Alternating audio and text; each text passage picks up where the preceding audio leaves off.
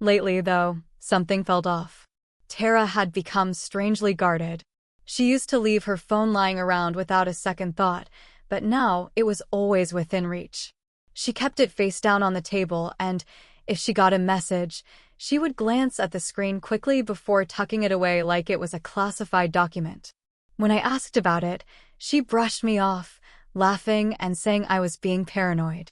Then there were the withdrawals. I never had a reason to track every detail of our finances before. We both had good jobs, and we weren't reckless spenders.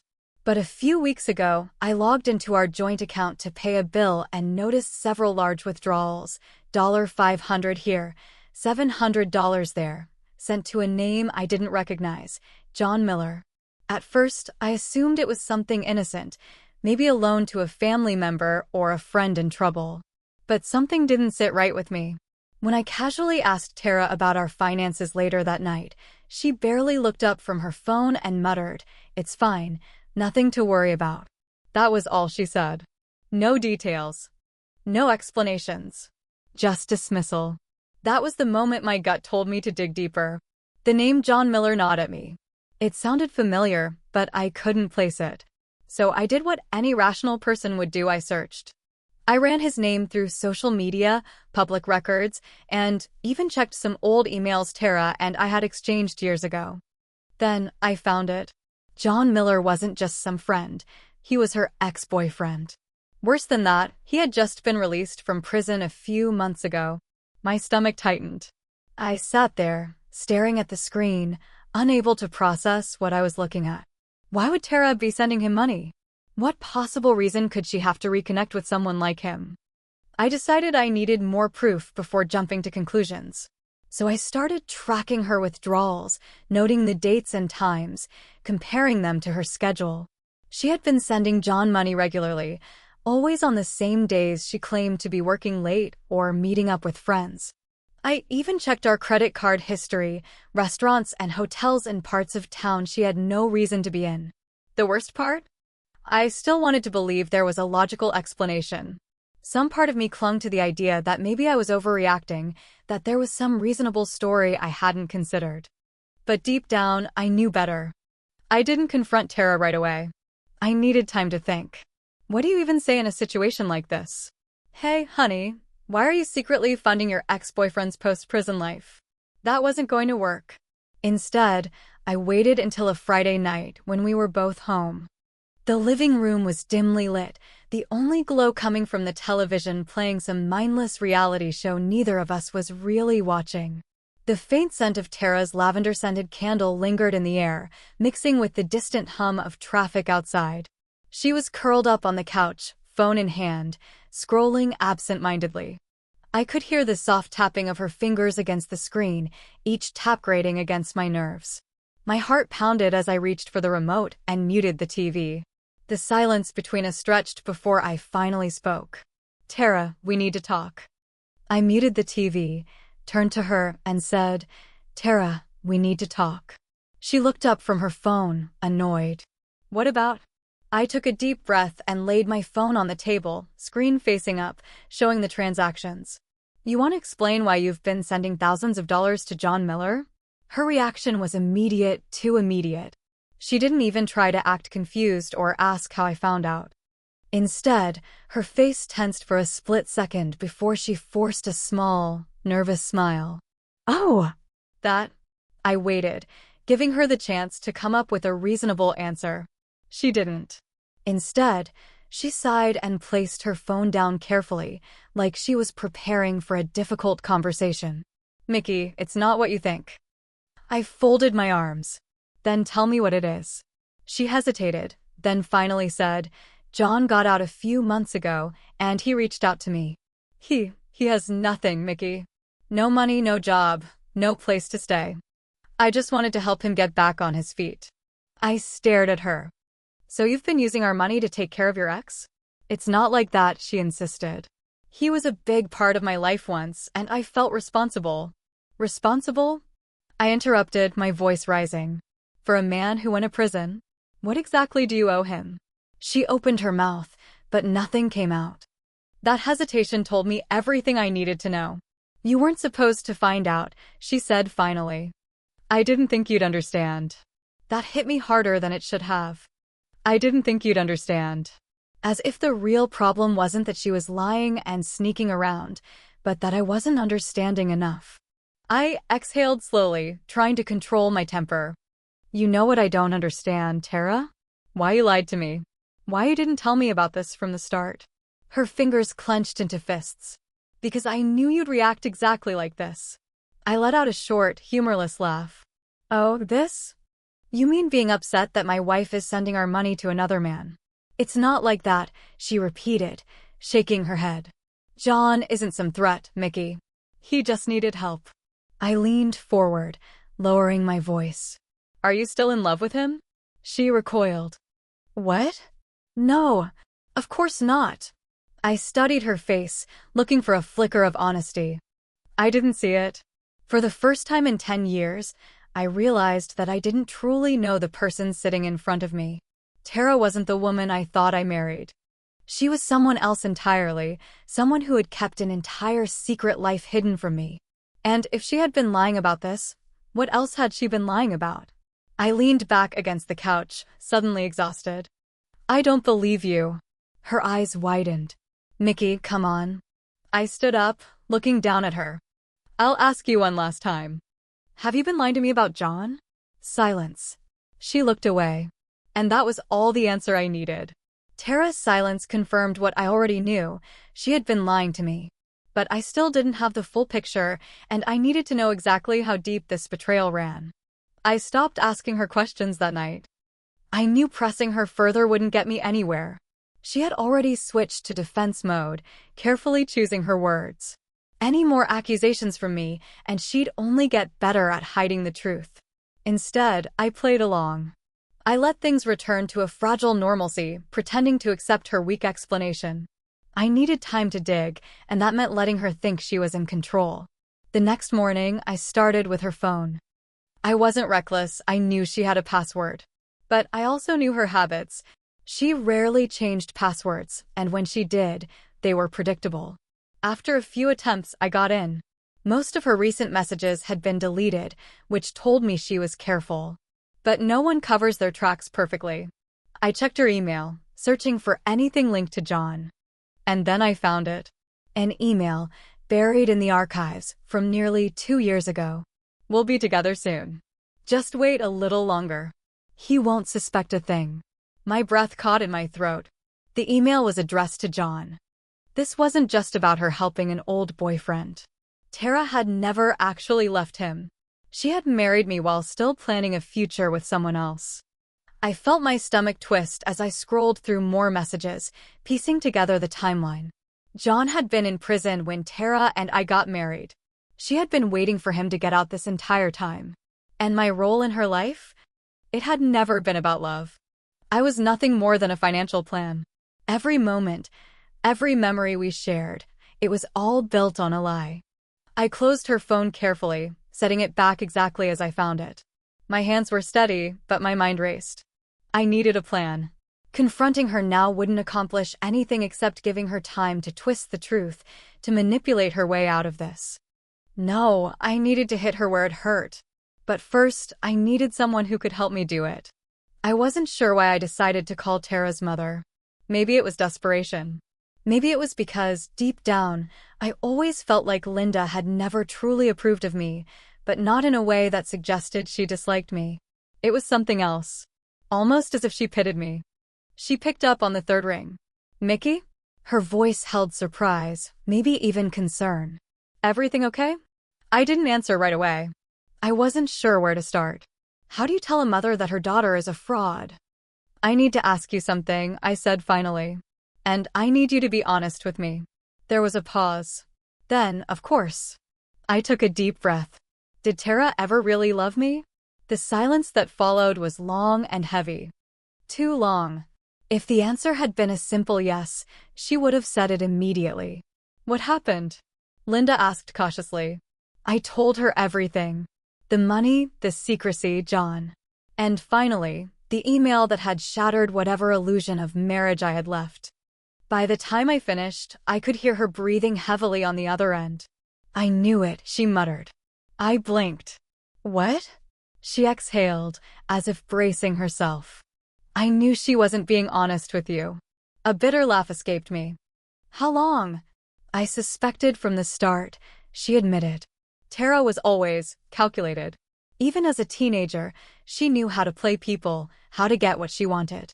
When she married you, I thought maybe she had changed. Maybe she finally wanted something real. She hesitated. But then I noticed little things. The way she avoided talking about her past relationships. The way she always seemed more interested in your financial situation than your actual life. And I told myself I was imagining it. That you made her happy.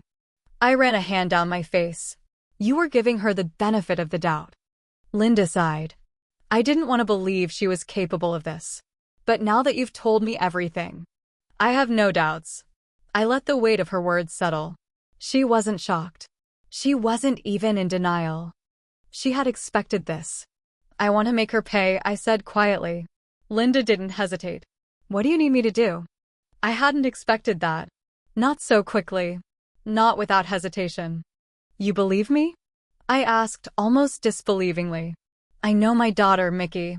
And I know you. You don't deserve this. For the first time since I had discovered the truth, I felt something other than anger. I had an ally. We talked for hours, crafting a plan that would ensure Tara got exactly what she deserved. Linda had connections, and I had information. Together, we would make sure Tara's carefully built facade came crashing down. We wouldn't just expose her lies, we'd make her watch as everything she valued slipped through her fingers. A plan that would make sure she felt every ounce of betrayal that I had felt. And when it was all over, she wouldn't even see it coming. The hardest part wasn't learning the truth. It wasn't even dealing with the gut-wrenching realization that my marriage had been a lie. No, the hardest part was pretending. Waking up every morning, kissing Tara goodbye, and acting like I was still the clueless, devoted husband she thought she had fooled. Every smile, every casual conversation, it all felt like a performance. But I played my role well because the endgame would be worth it. Linda and I spent days refining our plan, making sure every move was precise. We had to be smart about this. If we confronted Tara too soon, she'd manipulate her way out. If we exposed her without proof, she'd spin the story and make me look like the bad guy. No, we needed to make sure that when the truth hit her, it left no room for escape. I started by gathering more evidence. I didn't just want to know about her financial betrayal, I wanted to know everything. I combed through her emails, checked deleted messages, and even monitored her location through our shared phone plan. It didn't take long to confirm my worst suspicions. Tara had been meeting John. Not just sending him money, actually seeing him. The restaurant charges, the hotel stays, they all matched up with the days she had told me she was working late or out with friends. It made me sick to my stomach, but it also strengthened my resolve. Meanwhile, Linda worked on her part. She reached out to Tara, pretending to be concerned about how distant I had been acting. It didn't take much effort to get Tara to confide in her. Within days, Tara admitted that she had been considering leaving me, not because she felt guilty, but because she was afraid I would eventually catch on. That was all I needed to hear. With the pieces in place, it was time for the final stage. We needed to control the moment of exposure to ensure she had no way to twist the narrative. So I set a trap. I told Tara that I had an important business trip coming up 2 days away in another city. I even booked a fake flight and showed her the details. She played along, pretending to be supportive, but I could see the excitement flickering in her eyes. The moment I was gone, she'd run straight to John. I made sure she thought I was completely unaware. That was the key to everything. The night before my supposed flight, I packed my bags, kissed Tara on the cheek, and told her I'd be leaving early. She smiled sweetly and wished me a safe trip, already making plans in her head. I left as planned, drove to the airport, parked my car in long-term parking, and took a cab back to a hotel near our house. From there, I watched everything unfold. At first, she waited. She knew better than to move too quickly. But by the afternoon, she was texting someone, John, no doubt. Within an hour, She was out the door, dressed in a way she hadn't dressed for me in years. Linda was stationed nearby, following her from a safe distance. She called me as soon as Tara pulled into the parking lot of a familiar hotel, the same one I had seen in our credit card statements. "She's here," Linda said quietly. "She's not alone." I took a deep breath. "I'm on my way." I arrived 10 minutes later, heart pounding, adrenaline surging through my veins. But I wasn't nervous. I was ready. I met Linda in the hotel lobby. She had already spoken to the receptionist, an old friend of hers, who confirmed that Tara and John had checked into a room upstairs. Now came the hard part. I walked up to the front desk, calm and collected. "Excuse me," I said. "I believe my wife is in one of your rooms with another man. I'd like to confirm." The receptionist, clearly uncomfortable but understanding, nodded. "Would you like security to assist you?" I nodded. "That would be best." Minutes later, I stood outside the hotel room door, flanked by security. The receptionist knocked politely. "Housekeeping." There was silence, then a muffled voice, Tara's voice. No thanks." The receptionist glanced at me. I nodded. "This is hotel management," she said, voice firmer now. "Please open the door." A long pause, then footsteps. The lock clicked. The door opened a fraction of an inch, just enough for John's face to appear. And then he saw me. His eyes widened, and for a moment, he froze. But it was too late.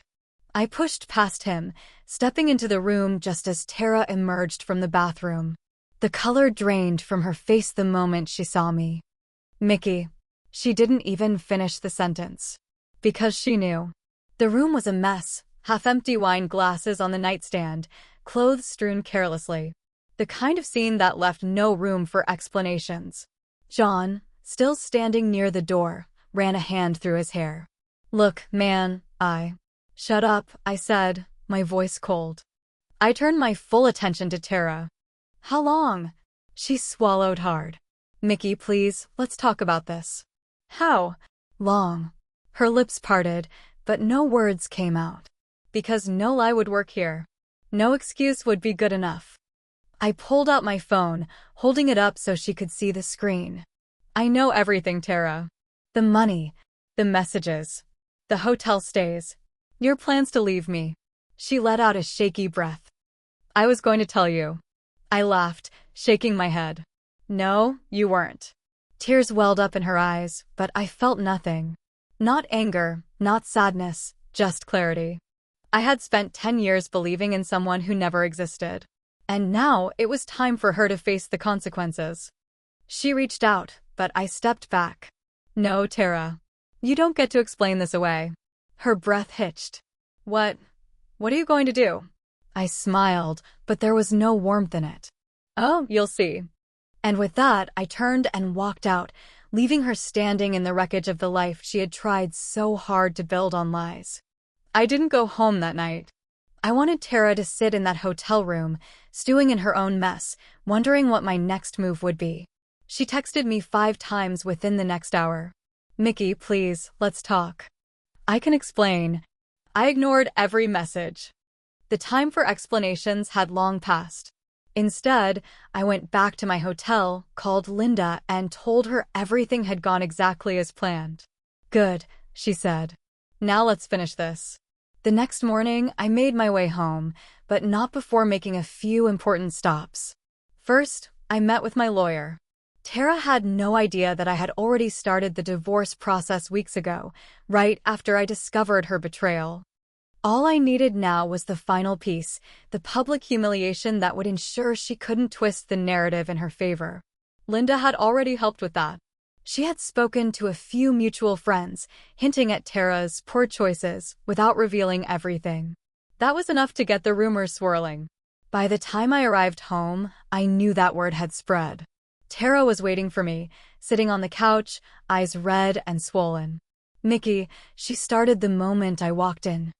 I'm not interested," I said, cutting her off.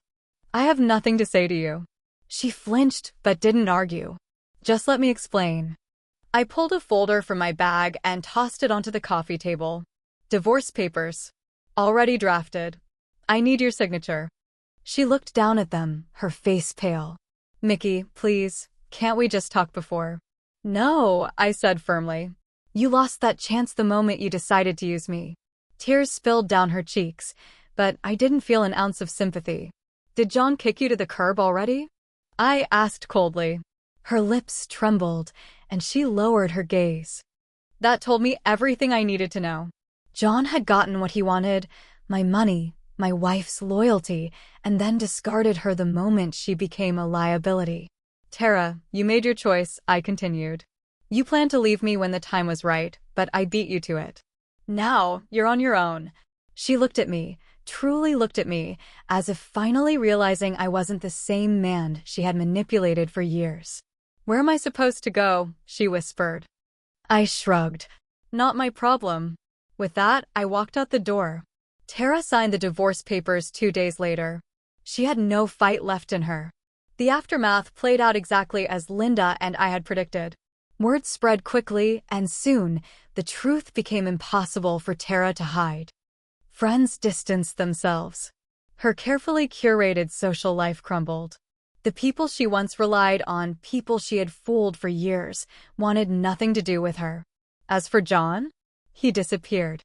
I wasn't surprised. Men like him never stick around when the money dries up. The house was mine. The bank accounts were secured. I walked away from the marriage with everything I had built, while Tara was left with nothing but the wreckage of her own choices. Linda and I kept in touch. What started as an alliance of necessity grew into something unexpected, a genuine friendship. She told me she felt responsible for how Tara turned out, that she wished she had seen the warning signs sooner. But I didn't blame her. We all ignored the red flags when we wanted to believe in someone. You're better off, Mickey, she told me over coffee one afternoon. You might not see it now, but this was a gift. And she was right.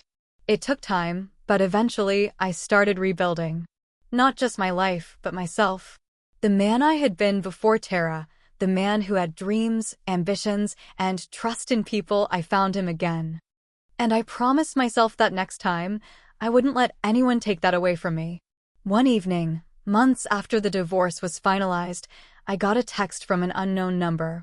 I'm sorry. I stared at it for a moment, then deleted it without responding. Tara was nothing but a chapter in my past. And I had already moved on to the next.